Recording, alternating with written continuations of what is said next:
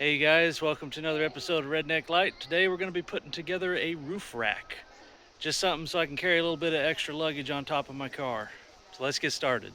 Alright, today we're going to be working with the WILDROAD 64-inch roof rack. It comes with a bag and a net. I've already got everything kind of laid out and unpacked so I could get started. We're going to be putting it on my Jeep. I'm in the middle of putting the roof crossbars on. Now I've read online that this one fits really good on Jeep Grand Cherokees, the WK2s from I guess it's 2011 to 2021, 22? I don't remember. So first thing it tells you to do, and it's got a little manual that kind of walks you through it, is you basically have to put the whole thing together without any screws. And the first is the center section. I guess if you wanted to, you could just omit the center section if you wanted to make it shorter. So basically you line those holes up and then you use these little things, they're just hollow tubes, and line those up with these, and then everything kind of just fits together. All right, so everything's kind of pushed together. The next step is to put on these side fairings, which they basically come over here. It's real easy to just kind of push them on, and then you take a couple of these bolts. One goes on top, one goes on bottom, and you put that on the 4 junction points. And like I said, if you didn't want it to be as long as this, you could just take out the middle section and then just do the one fairing. All right, so we have it assembled. It was pretty easy. You just kind of lift it up and, like I said, secure the 2 bolts till they're tight. The next step is to assemble the front fairing with the big gaudy WILDROAD logo. However, here's the secret that they don't want you to know. You do that, there's no branding anymore. All right, front fairing attached. I mean, since it's a Jeep, it was pointed out that I should cover it in stickers and branding, because that's just what you do when you have a Jeep. But anyways, next step is to put on the back fairing. I don't really know what the purpose of this is, other than to just give it kind of a better finish. But the difference between this one is there's a hole in the middle here versus the side fairing, which has holes on the top and bottom. But that just snaps into place and then you thread a bolt through. Anyways, now we're ready to add on the saddles. Now you need to position these so that they match where your crossbars are on your roof. I've got my roof rack all assembled here. In another video I added those roof crossbars. So now I need to mount this. By mounting the saddles, we want to make sure that these are lined up as close as possible to the center of this, matches the center of that. And some of that will be adjusting on the roof. Now it is pretty light, so you probably won't have a problem. You might get a buddy to help you put it on top of the car. But what you can do is set it on its side and then just kind of line yourself up with the roof rail. Okay, so I've got that lined up with this. So that's probably where that's gonna go. And then if I come over and do the same thing, line up with the roof crossbar, so that way you're perpendicular with it, and then look straight down. And I'm gonna fall somewhere kind of in between these two. And then just for sanity's sake, the front of this is probably going to come to there. I might try to move this back a little bit. You can always adjust it, you know, once you've got it up there back and forth a little bit. So what I'm going to do is I'm going to get these on here and just kind of loosely put them on there to get them ready to mount onto my car. And like I said, I've already kind of eyeballed where I want everything to be. I'm going to put this right here. And then we're going to lift it up and put it and rest it on top, and then just kind of look and see where we are. So don't be afraid if you get it completely wrong the first time. This is just one of those things you have to get everything up there before you really know. Unless you measure, but who has time for that? I've got my little plastic bits mounted. This is all you need to kind of test the fit. This is so much easier because it'll stay in place once you kind of snap them on. You just kind of, whoops. You kind of just take them and snap them on like that.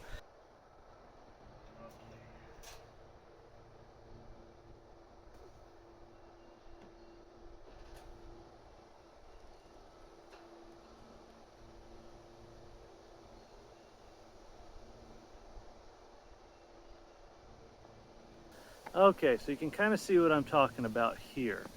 I need to probably move those rubber pieces back one piece, and it came down here, and I think I like the roof rack right there because if I go any farther forward, it's just not going to look right. Ooh, I guess another thing I should also test. I do want to be able to open the rear hatch, and they usually have these big wings on them. So I could go back one more peg. Yeah, I think that's what I'm going to do. I'm going to go back one peg. That looks pretty good. It's just about the right size. The rear hatch will be able to open. You can use the bolts on the roof rack. So if you look up there, there's a little bolt right in the center. And you can find the center line of your car. And you want that bolt hole to line up. So you can see just from this view, it's a little to the left, so I just got to scoot it over a little bit. Same thing, try to find the center line of your car. You've got those two bolts in the middle of your roof rack. You can see on my shark fin antenna, between the two E's in Jeep, your license plate, and that is roughly center. Another thing you can do if you climb up here, don't measure the roof racks because, let me show you. Now I know the window in there, it's a straight line. However, the roof rack, it looks, if you compare it to the roof rack, it looks crooked. And that's because the roof racks are narrower in the rear than the front, because the whole car kind of narrows as it goes to the rear. I mean, it makes sense. I never thought about it, but it does make sense. As far as these things where they should be lined up, the picture just kind of has them in between these two right here. I don't think it matters a whole lot, but just kind of get them close. All right, just to kind of show you the difference between the two different mount styles. This way it's got the rubber part of the clamp, so nothing will mar your roof crossbar. So this way the plastic part does not change position. The difference here is all that's up here is the rubber part, and then you've got the thumb screws pointed down. Okay, very good thing to keep in mind when you're deciding which way to mount these. In my case, I can't mount it this way because the clamp doesn't actually clamp down. And there we have it, the roof rack. One thing you also want to test, make sure your tailgate can open. Jeep manual says I think you can only mount like 160 pounds on the roof on the cross rails, and then the basket itself weighs like 40 pounds. And the basket itself says it's got a weight limit of 130 pounds, something like that. So I wouldn't put more than, let's call it 100 pounds. One last thing they include in here is anti-rust sealant. It's actually quite a big tube. It says to put it on all the joints, welds, and end caps to ensure that it doesn't rust. Something tells me it's more of a, we don't have to warranty it if it rusts out because we included the anti-rust sealant and we know you didn't actually put it on there. So anyways, it seems pretty well built. I can recommend it. I'll be taking it on some road trips coming soon. Oh, and I almost forgot. I got the version of this roof rack that comes with a cargo bag. And then there's just a net with some clips on it, depending on whether you want to be waterproof or not. I've got some representative cargo, a suitcase, a cooler, and a baby stroller. If there's literally any chance that it could rain and you're not sure, why not just use the bag instead of the net? I mean, it is kind of bulky, but I feel like once you get it up there, it shouldn't be a big deal. So the instructions aren't great, but it kind of gives you at least a picture of what you're supposed to do. They actually comes with a non-slip thing if you want to put this directly on your roof.